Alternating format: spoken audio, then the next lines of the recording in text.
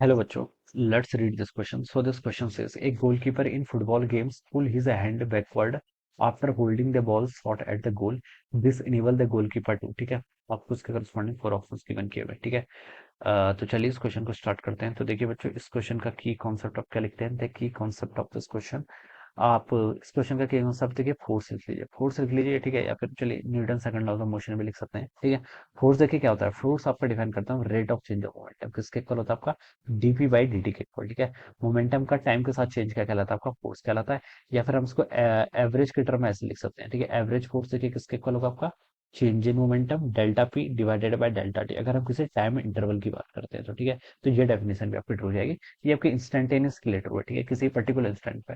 यहाँ पर बोला है कि एक goalkeeper in football games pull his hand backward after holding the ball shot at the goal, this enable the goalkeeper. Goalkeeper पर क्या होता है, देखिए गोलकीपर क्या करता है, अपने हाथों को पीछे की तरफ ले जाता है, ठीक है, पीछे की तरफ ले जाता है। देखिए बॉल के पास कुछ वेलोसिटी होगी तो इसकी इनिशियल वेलोसिटी कुछ होगी, फाइनल वेलोसिटी कितनी हो जानी है इसकी, जीरो, क्योंकि इसको गोलकीपर हेल्ड कर लेगा तो फाइनल वेलोसिटी कितनी, जीरो। तो ये टर्म तो बच्चों आपकी कांस्टेंट है, चेंज इन मोमेंटम पे आपका कोई फर्क नहीं पड़ेगा, ठीक है। अब देखिए टाइम, अगर देखिए फोर्स यहाँ से मोमेंटम के डायरेक्टली प्रोपोर्शनल है और टाइम की क्या इनवर्सली प्रोपोर्शनल।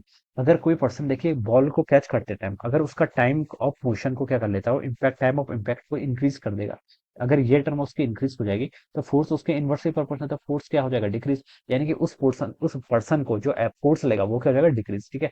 लेस फोर्स लेगा तो हम बता सकते हैं कि उसको जो इंजरीज होगी, या फिर क्या बोल सकते हैं, वो लेस फोर्स एक्सर्ट एक्सर्ट करेगा, लेट फोर्स क्या करेगा, एक्सर्ट करेगा। अगर कोई पर्सन बॉल को कैच करता है, बॉल को कैच करते टाइम वो उसका टाइम ऑफ इम्पैक्ट क्या कर लेता है, इंक्रीज कर लेता है। अगर ये टर्म आपकी इंक्रीज कर जाएगी तो एवरेज फोर्स जो उस पर फोर्स एक्ट हो रहा है वो क्या हो जाएगा, आपका लेस हो जाएगा। इसलिए हम क्या करते हैं, देखिए जो फुटबॉल खेलते हैं या फिर हम क्रिकेट बॉल को कैच करते हैं, जो बैट्समैन, वो फील्डर्स, वो देखिए अपने हैंड को पिच की तरफ ले जाते हैं, जिससे कि वो उसके टाइम ऑफ इम्पैक्ट को इंक्रीज कर लें। टाइम ऑफ इम्पैक्ट अगर आपका इंक्रीज करेगा तो जो उन पर फोर्स लग रहा है, फोर्स का लगेगा, लेस मैग्नीट्यूड का लगेगा, ठीक है। It will reduces the force which is acting on the hands, ठीक है।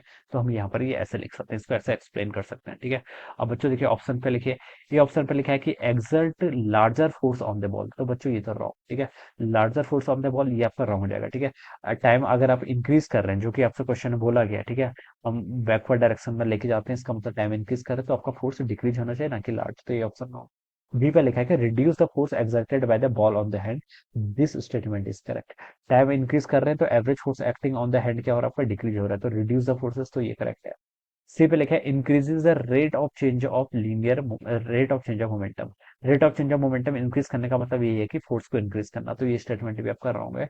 डी पर है आपका increase the acceleration of the ball, this is also incorrect, ठीक है। एक्सेलेरेशन भी क्या कर रहे हैं, इंक्रीज नहीं कर रहे, ऑलराइट। तो इसका करेक्ट ऑप्शन क्या होगा, आपका बी ऑप्शन हो जाएगा। So B option will be the right answer of this question. So I hope you all understood this concept. All the best and thank you so much.